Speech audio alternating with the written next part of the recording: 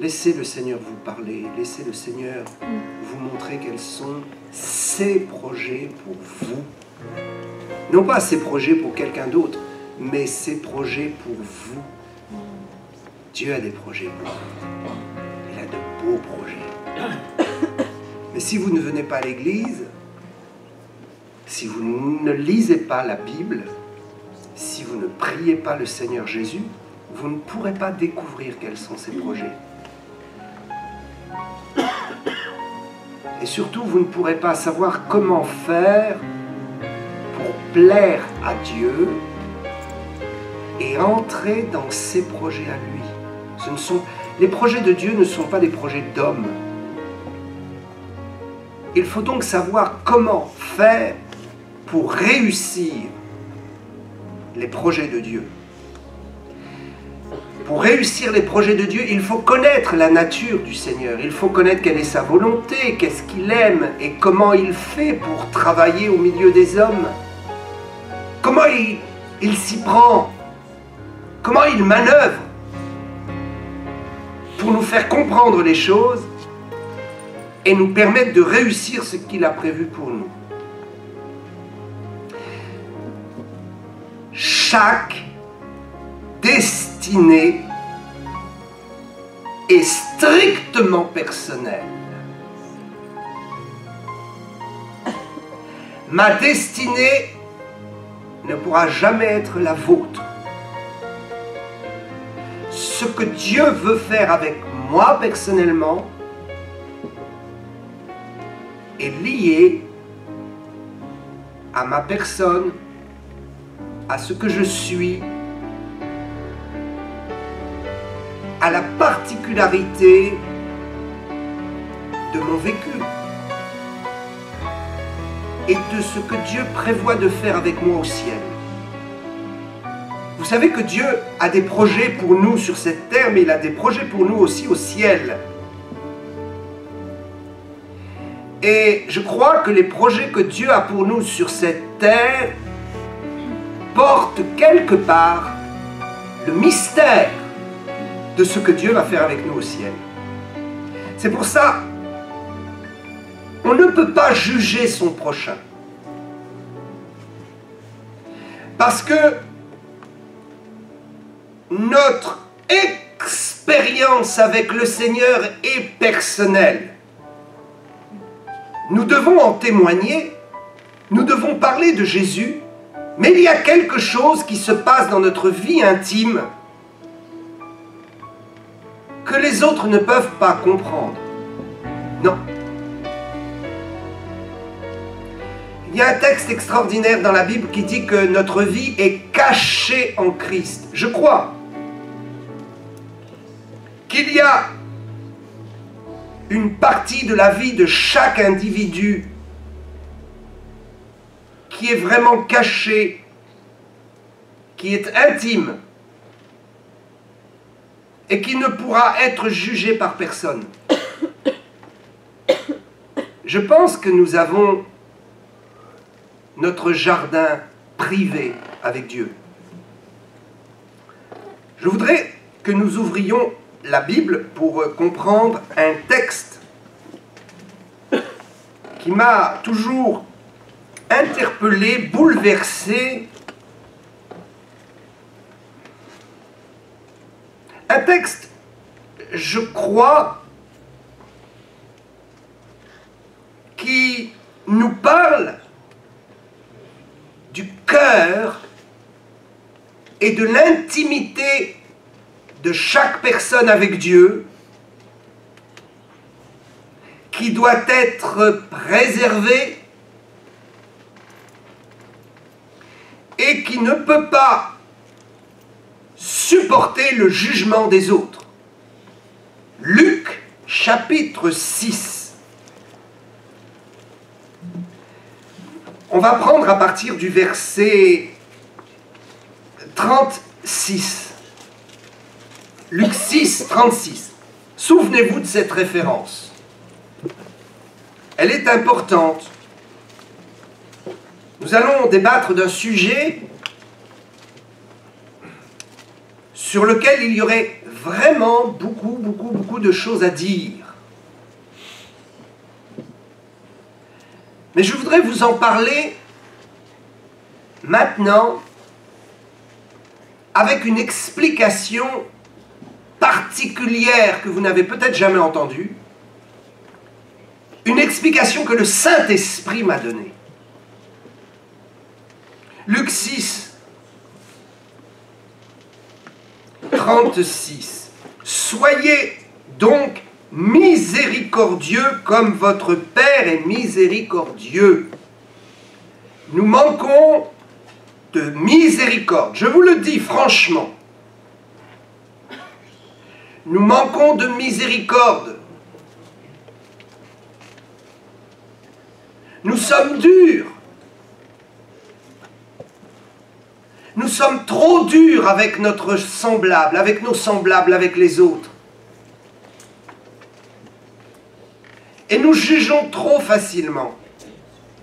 C'est pourquoi le verset 37, et c'est là où nous allons comprendre quelque chose, le verset 37 nous dit « Ne jugez point, Amen. et vous ne serez point jugés. Ne jugez pas, et vous ne serez pas jugés. Ne condamnez pas, et vous ne serez pas condamnés. Absolvez, et vous serez absous. » C'est-à-dire que si vous ne tenez pas à charge une condamnation sur quelqu'un, et si vous retirez la charge d'une condamnation sur quelqu'un, ça c'est de la miséricorde. Parfois nous avons des droits, et parfois nous gardons rancune. Mais Dieu nous demande de lâcher la rancune. Dieu nous demande d'abandonner la haine, l'amertume. Dieu nous demande de faire miséricorde et de pardonner afin que nous soyons pardonnés à notre tour. Le texte nous dit « Ne jugez pas ». Ah, ça c'est un peu compliqué. Est-ce que cela voudrait dire que Dieu est contre les tribunaux? Dieu s'adresse à l'humanité. Il s'adresse à chaque individu et aux chrétiens, et il s'adresse aussi à l'humanité, et il s'adresse à nos sociétés. Alors, que devons-nous comprendre quand Dieu dit « Ne jugez pas », il est évident que Dieu est pour le jugement. Dieu est pour qu'il y ait des tribunaux. Dieu est pour que l'ordre puisse régner. Or, comment l'ordre pourra régner si on ne juge pas les gens qui ont fait des fautes? Je crois, et je suis persuadé, et je vais essayer de vous le démontrer, que le texte ne parle pas de cela. Écoutez bien. Quand il est question de jugement, il faut comprendre qu'on peut juger soit une personne, un individu, on peut juger également des situations et des actes. De quoi est-il question? Est-ce que Dieu nous dit qu'il ne faut pas juger des actes? Est-ce que Dieu nous dit ici qu'il ne faut pas juger de situations? Non, pas du tout. Dieu nous parle d'individus. Il nous dit de ne pas juger des individus. Mais à quel niveau? Puisque si un individu a fait du mal, il faut bien le juger pour le punir, et puis lui faire comprendre que ce n'est pas bien, et puis l'empêcher de récidiver. Non, non, Dieu ne parle pas de ce jugement-là non plus. Il parle du jugement des cœurs. Dieu parle ici, et je voudrais dire que ce n'est pas l'essentiel, mais je crois que c'est fondamental. Dieu nous demande ici de ne pas juger le cœur des gens et ce que les gens vivent avec Dieu. Amen. Et ce que les gens vivent dans leur expérience de la vie. Il y a des chrétiens qui sont là toujours à juger le niveau spirituel des autres.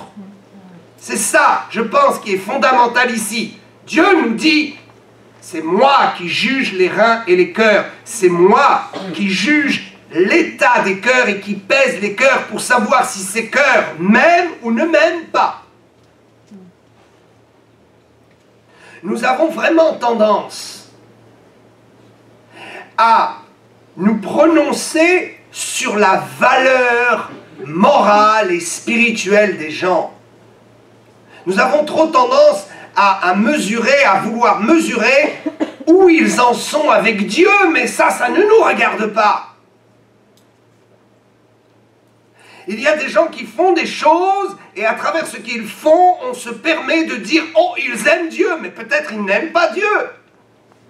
Et à l'inverse, et c'est cela qui est dangereux, on peut peut-être se permettre de dire « Oh, ils n'aiment pas Dieu ». Le frère n'est pas venu à la réunion, il n'aime pas Dieu. La sœur n'a pas fait ce qu'on lui a dit. Oh, elle n'aime pas Dieu. Oh, mes amis, ne jugez pas sur ce plan-là. Je voudrais vous parler de cela. Que savons-nous de l'intimité que les gens ont avec le Seigneur? Parce qu'ils ne sont pas de la même tendance évangélique. Parce qu'ils ne sont pas du même courant religieux. Nous nous permettons de dire qu'ils n'ont pas d'amour pour Dieu. ou que leur relation avec le Seigneur ne vaut rien. Est-ce que vous savez, quand quelqu'un élève sa prière, quel est son niveau de sincérité? Dieu le sait et cela lui appartient. Amen. Nous aurions beaucoup moins de problèmes de communication et d'amour. Nous aurions beaucoup plus de facilité à nous aimer les uns les autres si nous ne nous permettions pas. Si nous disions non, je ne dois pas juger quel est le niveau d'amour de mon frère ou de ma sœur pour le Seigneur. Il y a des gens qui font des choses d'une façon maladroite. Et peut-être dans le monde visible, n'ont pas bien fait. Mais je peux vous dire que pour Dieu, peut-être, ils ont fait mieux, bien mieux que nous. Ce n'est pas la maladresse. Il ne faut pas juger avec des a priori. C'est ce que le texte veut nous dire. Ne jugez pas trop vite, n'ayez pas des a priori, et n'essayez pas de peser l'amour que quelqu'un a pour moi. Ça m'appartient. Le jugement des personnes est quelque chose de délicat. Je crois qu'on peut juger des situations. Et quand Dieu dit « ne jugez point, vous ne serez pas jugés », il parle d'un jugement de personne. C'est pourquoi il dit avant, Dieu dit « faites miséricorde ». Parce que je crois qu'on peut juger des situations. Et ce texte ne nous parle pas de situation. D'ailleurs, certains pourraient dire « oh !»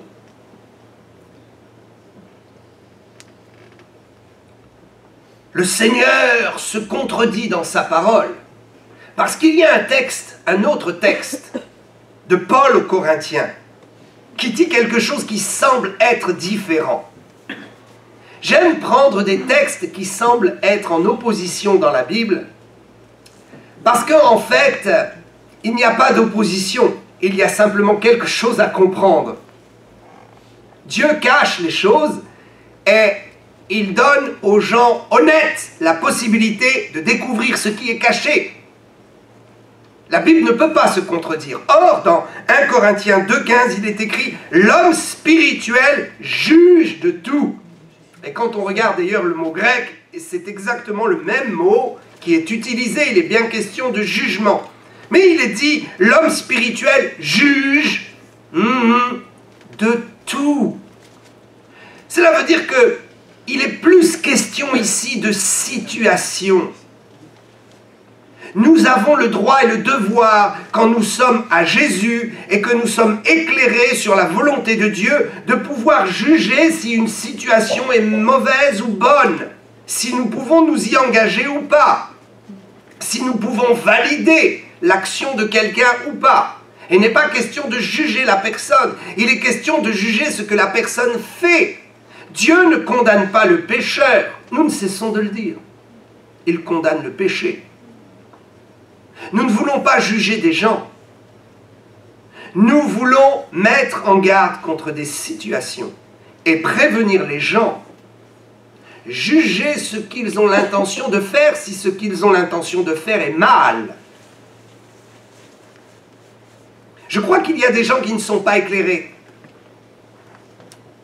et qui, dans leur bonne volonté, présentent à Dieu des choses qui ne sont pas dans la Bible et qui sont mauvaises. Je crois que nous devons les enseigner. Mais jamais nous devons juger s'ils aiment le Seigneur ou pas. Nous prenons des raccourcis. Des gens ont des mauvaises intentions, pensant que c'est bien, ils proposent quelque chose qui n'est pas bon. Et à cause de cela, à cause de la situation que nous pouvons juger, nous nous permettons de juger leur cœur. Mais savez-vous qu'il y a des gens qui ne sont pas enseignés, qui ne savent pas qui est Dieu, qui ne savent pas ce qui plaît à Dieu, ce qui ne plaît pas à Dieu, qui n'ont pas lu encore la Bible comme peut-être nous l'avons lu, et ils ont des intentions et ils veulent faire le bien, mais ils le font mal. Ils ont de bonnes intentions, mais ils ne sont pas enseignés. Est-ce que pour autant ça veut dire que leur cœur est mauvais? Non. Apprenons à discerner et à aimer l'autre et à tenir compte de la bonne volonté. Même si la bonne volonté n'a rien à sa disposition, comme dit la Bible. Car la bonne volonté est une chose, mais il faut encore que la bonne volonté soit éclairée par la parole de Dieu. C'est pourquoi 1 Corinthiens 2,15 nous dit l'homme spirituel juge de tout. Il n'est pas précisé, il juge des gens. Il juge de tout, des situations.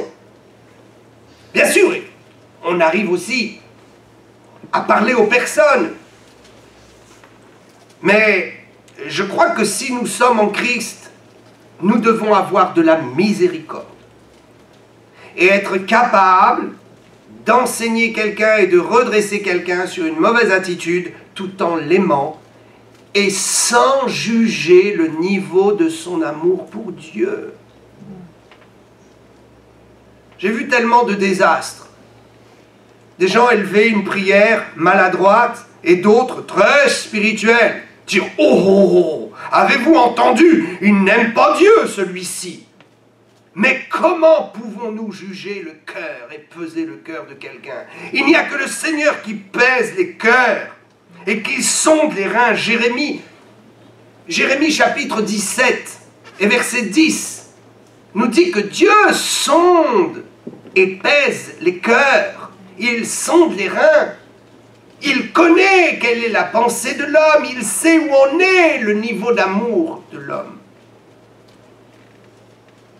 Je voudrais vous dire que ce qui est valable pour le Seigneur est valable dans nos relations entre nous. Il y a des gens qui se permettent de juger en disant « Oh, tel couple, oh, ils ne s'aiment pas, ils ont des problèmes. » Parce qu'ils ont vu des petites situations qui pourraient laisser penser que. Mais ils ne connaissent rien parce qu'ils ne sont pas là à la maison ou dans l'intimité du couple pour savoir comment le couple s'aime. À l'inverse, il y a des gens qui disent « Oh, ils s'aiment cela !» Ne jugez pas trop vite. Et n'ayez pas d'a priori. Des situations peuvent nous tromper. Ne lançons donc pas la pierre et n'accablons pas les autres. Et ne tuons pas quand il y a encore de la vie. Et ne lançons pas des paroles de malédiction et de méchanceté. Parce que nous ne savons pas ce que nous faisons. C'est grave. L'homme spirituel, 1 Corinthiens 2,15, juge de tout. Et il n'est jugé lui-même par personne.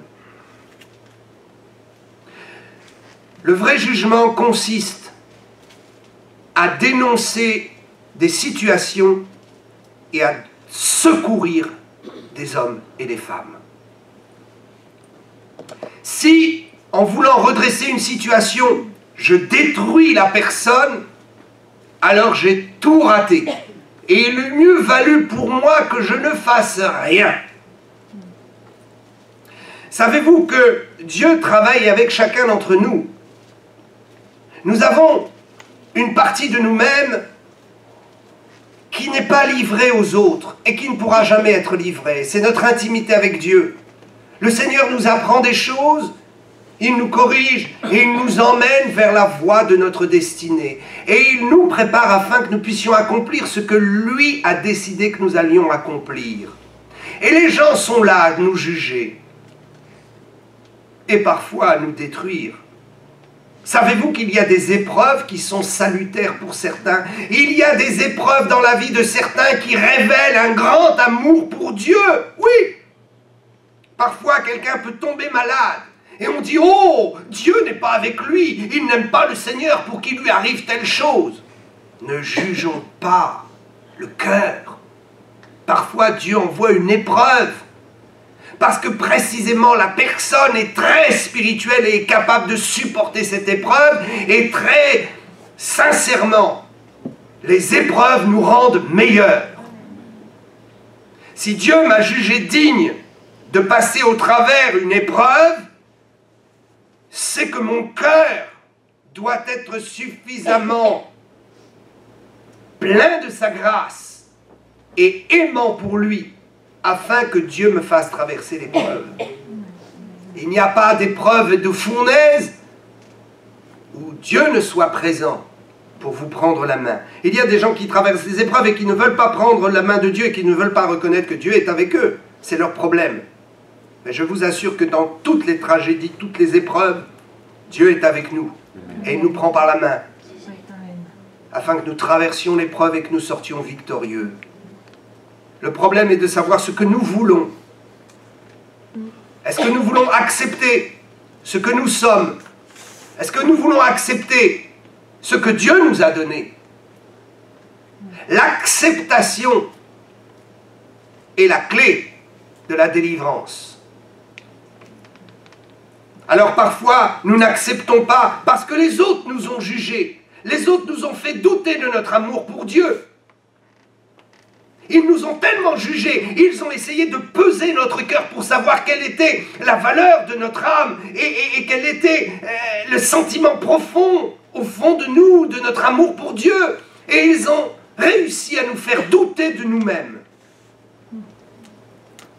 Ne doutez pas. Croyez dans votre amour pour Dieu et ne permettez à personne de juger votre intimité avec le Seigneur. Amen. Il y a des gens qui sont spécialistes, n'est-ce pas, pour juger votre niveau d'intimité avec Dieu. Oh, vous savez, un tel jeûne, mais je sais très bien que c'est par orgueil. Ça, c'est du jugement de personne. Ça, c'est grave. C'est vouloir se prendre pour Dieu pour juger de l'intention de quelqu'un. Qui sommes-nous pour sonder les reins et les cœurs de l'autre? Soyons prudents. La Bible dit « Faites miséricorde. Ne jugez pas et vous ne serez pas jugés. » Il y a des gens qui n'ont pas compris la loi des équivalences. Si vous voulez jouer à la loi de Dieu, vous allez être piégé par la loi de Dieu.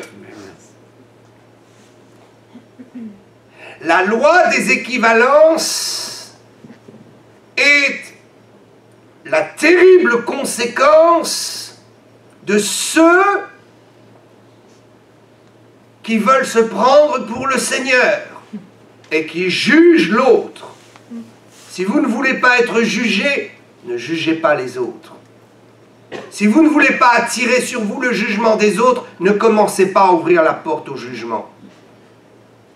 J'ai remarqué que ceux qui jugent leurs frères ou leurs sœurs dans leur intimité avec Dieu, car il est bien question de ça, dans leur amour pour Dieu et dans la sincérité de leurs sentiments, Ceux qui sont toujours à juger, à critiquer l'autre, à essayer de voir le mauvais côté des choses et à soupçonner le mal. Ces gens-là deviennent des gens soupçonnables. La loi des équivalences. Si tu soupçonnes les autres, tu ouvres une porte, les autres vont commencer à te soupçonner et ça va être grave pour toi. Ne jugez pas et vous ne serez pas jugés. La loi des équivalences. Dieu est juste. Et si vous voulez rentrer dans ce type de problème, vous allez être confronté vous-même à ce type de problème avec les autres. Il y a des gens qui disent « Oh, tout le monde me juge ». Si tu arrêtais de juger les autres arrêteraient peut-être de te juger. Ne condamnez pas. Il est question des personnes ici, voyez-vous. Ne condamnez pas. Ne condamnez pas les enfants, ne condamnez pas les enfants spirituels et les enfants dans la chair. Il y a des gens qui en sont au balbutiement de l'évangile. Ils sont maladroits. Et on les condamne pour ça. Aimez-les et passez à autre chose. Bien sûr, nous voulons que les choses soient bien faites. Mais nous voulons surtout que l'intention du cœur soit bonne. Parce que Dieu ne regarde pas, premièrement, à l'œuvre. Écoutez bien, Dieu ne sonde pas d'abord votre œuvre, il sonde d'abord votre cœur. Parce que votre œuvre peut être bonne et votre cœur mauvais. Or, ce qui va vous suivre au ciel, ce sont vos œuvres. Le cœur est en premier et les œuvres seront derrière. Dieu regarde d'abord au cœur. Et nous n'avons pas les moyens, à moins d'une révélation. Il faut être très spirituel et être béni de Dieu. À moins d'avoir une révélation, nous ne pouvons pas peser le cœur de quelqu'un. Nous sommes défaitistes et parfois, nous envoyons des gens en enfer alors qu'on aurait pu les cueillir pour le Seigneur. Ne condamnez point et vous ne serez point condamnés. Absolvez et vous serez absous. Oh mon Dieu! Si je lâche l'affaire pour quelqu'un, un jour quelqu'un lâchera l'affaire pour moi. Non, ce que je veux dire, c'est que parfois on a créé des situations et on est dans des situations où nous avons de vrais dossiers contre quelqu'un. On a vraiment un dossier contre quelqu'un. Et on dit, ah, non, là, je vais me servir du dossier, je vais aller jusqu'au bout. Parce que cette personne n'aime pas Dieu. Cette personne est fichue. Cette personne ira en enfer. Alors je peux bien la condamner. Et je peux bien retenir mon dossier contre elle. Oh, Dieu dit non. Si tu fais grâce, si tu lâches l'affaire, alors moi je te bénirai. Alors tu seras le reflet de ton Père qui est au ciel. Dieu est miséricordieux et si nous sommes ses enfants, nous devons être de la même nature que le Seigneur. Nous devons vraiment être de la même nature. Absoudre, ça ne veut pas dire laver la personne ou lui ôter son péché. Non, non. C'est Dieu qui ôte le péché, qui lave. C'est le sang de Jésus qui lave l'autre. Absoudre, ça veut dire arrêter de vouloir tirer vengeance. Arrêtez de garder un dossier contre quelqu'un. Si vous avez un dossier contre quelqu'un, réfléchissez un instant. Qu'est-ce que ça vous apportera de plus de poursuivre l'affaire? Parfois, il vaut mieux laisser tomber. Dieu sera juge. La vengeance n'a jamais rien arrangé. Et il y a des vengeances qui ne vous donneront pas plus de bonheur et d'argent sur cette terre. Mais il y a des abandons de vengeance qui vous donneront le ciel. Alléluia. Ne jugez pas. Je crois qu'il est ici question de jugement de personne. Et l'homme spirituel juge. Il est question que nous sachions aussi juger des situations. Nous ne condamnons pas. des gens, nous condamnons des systèmes religieux. Nous ne condamnons pas des politiciens. Nous condamnons le système politique mauvais. Certains diront, oh, tu es chrétien, tu ne fais pas de politique. Oh, arrêtons avec ça. On fait toujours plus ou moins de la politique. On est obligé de juger quand même si des lois sont bonnes ou mauvaises. On est obligé de se prononcer. Le simple fait de se prononcer, si nous croyons que c'est bon ou mauvais quand une loi sort, c'est déjà de la politique. Mais nous ne jugeons pas les politiciens mal éclairés, nous prions pour eux. Mais nous jugeons des situations et nous nous permettons en tant que chrétiens et gens spirituels de dire cette situation et cette option-là n'est pas bonne. Ne changeons pas le terrain de bataille et ne nous trompons pas d'adversaire.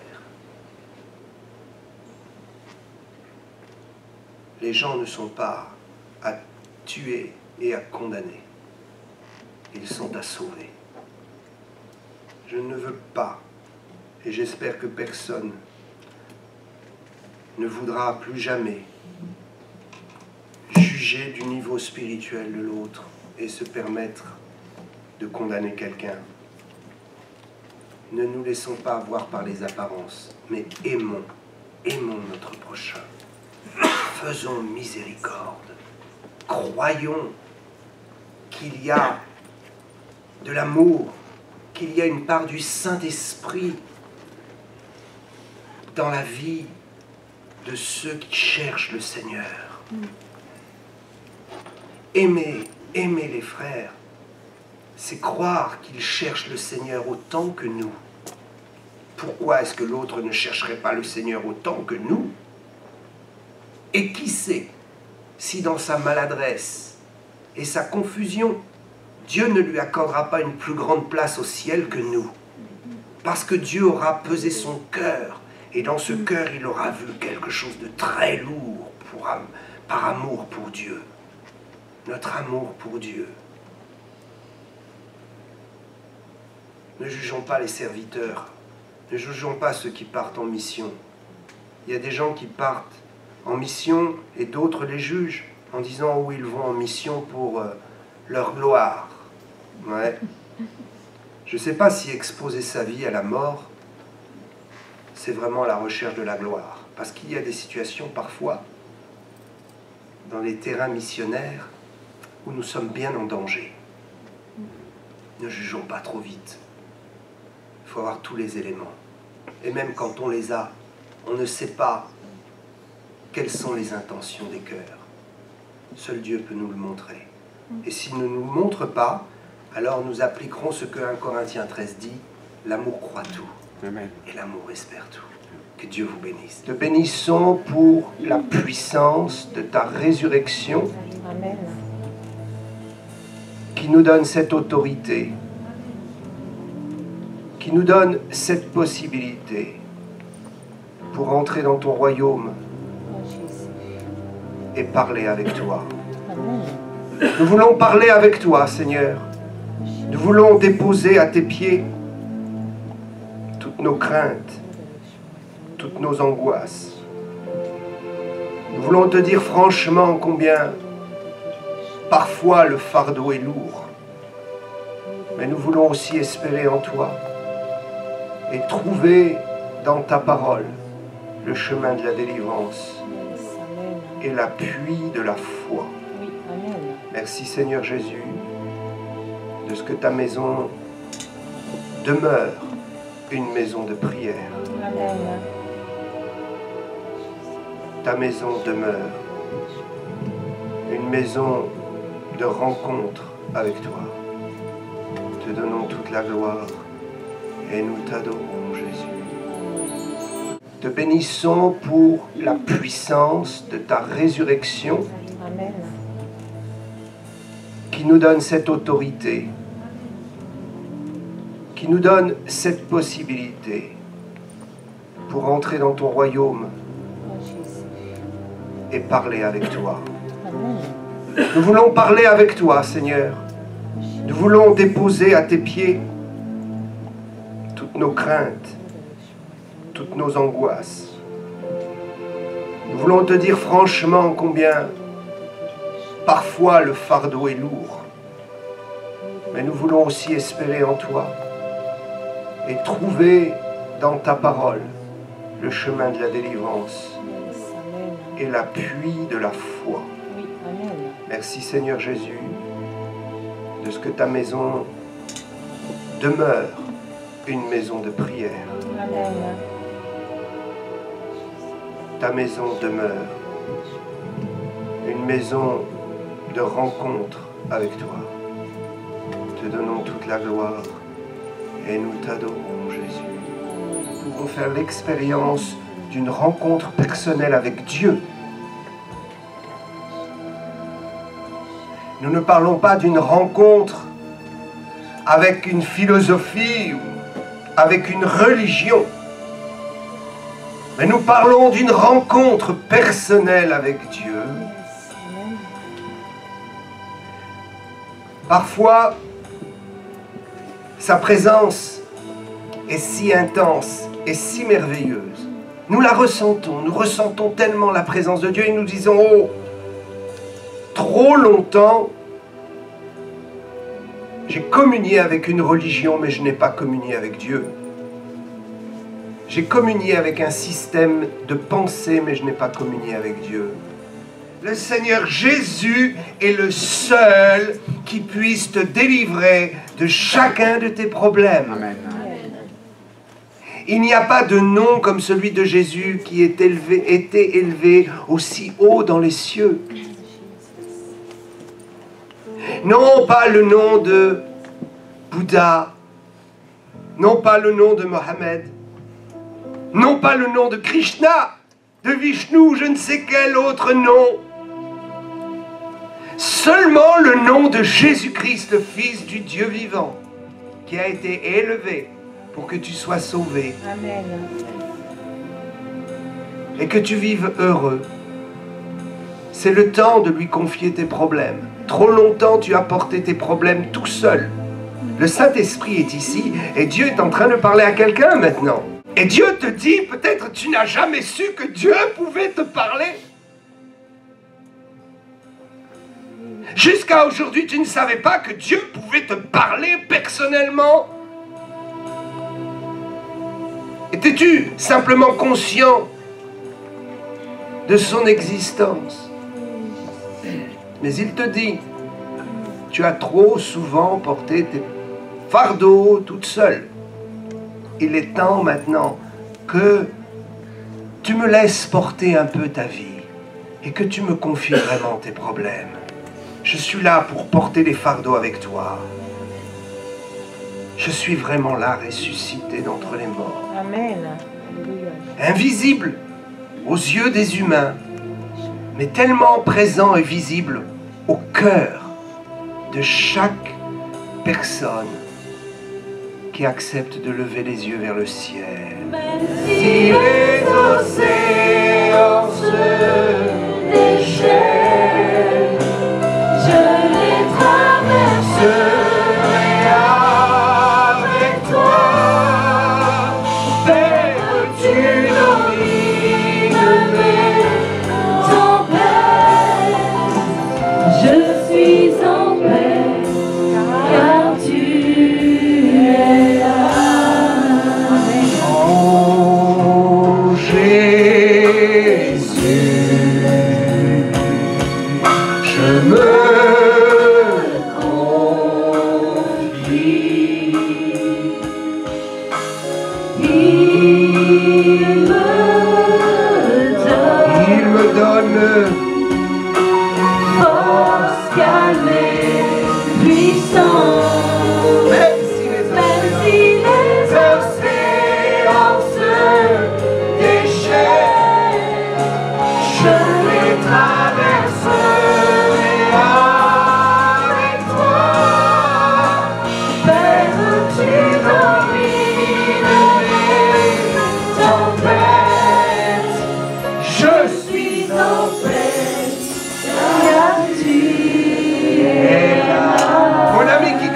toi, s'il y a de la tempête dans ta vie, Jésus-Christ de Nazareth est ressuscité d'entre les morts. Amen. Jésus-Christ est ressuscité d'entre les morts. Il est vivant pour toujours. Alléluia. Il est avec moi. Et si tu veux, il peut être avec toi dans ta barque. Et maintenant, puisqu'il est ressuscité d'entre les morts et qu'il est vivant pour toujours, j'ordonne que ta tempête s'arrête. J'ordonne que ta tempête se calme. Maintenant. Afin que tu puisses connaître combien Dieu t'aime et que tu puisses recevoir la parole de Dieu. Nous allons aller un jour au ciel, c'est certain. La question, ce n'est pas est-ce que nous allons aller au ciel, c'est comment sera l'état de notre âme quand il faudra partir pour le grand voyage. Comment sera donc l'état de ton âme, l'état de ton cœur, l'état de ta vie quand il faudra partir pour le grand voyage? Pour ce grand voyage, pas de valise. Non, pas de bagages. Tu vas tout laisser. Toi et moi, nous laisserons tout sur cette terre.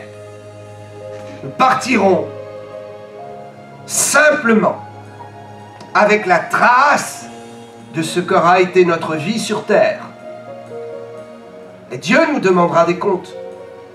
Et si nous avons reçu Jésus comme notre Sauveur, nous n'aurons pas à rougir de notre vie. Alléluia! Nous n'aurons pas à rougir de notre vie. Nous n'aurons pas de crainte. Mais nous saurons que Jésus nous a tout pardonné. Et que nous pourrons entrer au ciel pour recevoir les cadeaux merveilleux que Dieu nous a promis. Je suis dans la joie parce que pour le grand voyage qui va nous emmener au ciel, nous ne prendrons pas d'affaires et de bagages. Et savez-vous pourquoi? Parce que quand nous allons arriver, il y aura tellement de cadeaux et de belles choses pour tous ceux qui auront reconnu Jésus comme leur sauveur. Je sais que Dieu prépare pour moi une place au ciel. Il faut arrêter de vivre sa vie n'importe comment. Il faut prendre un peu conscience qu'ici-bas nous préparons notre éternité. Tu n'as peut-être pas choisi la condition dans laquelle tu es venu en ce monde. Mais tu peux choisir la condition dans laquelle tu vas arriver au ciel. Peut-être tu es né dans une famille défavorisée, peut-être tu n'as pas eu tout ce qu'il fallait, et tu n'as pas choisi cela. Et Dieu dit, oh très bien, je connais ta souffrance, ton problème. Tu aurais peut-être préféré naître dans une famille plus riche, ou peut-être sous un ciel plus clément, ou peut-être avec des parents plus docile, ou je ne sais pas, peut-être vivre au soleil tout simplement. Mais voilà, tu es né là où tu es né, et comme tu es né. Et tu n'as pas choisi ta famille. Mais Dieu te dit, tu peux choisir ta condition éternelle. Ça ne dépend que de toi. Il faut préparer ta vie éternelle. Et il faut faire confiance à Jésus sur cette terre. Alléluia.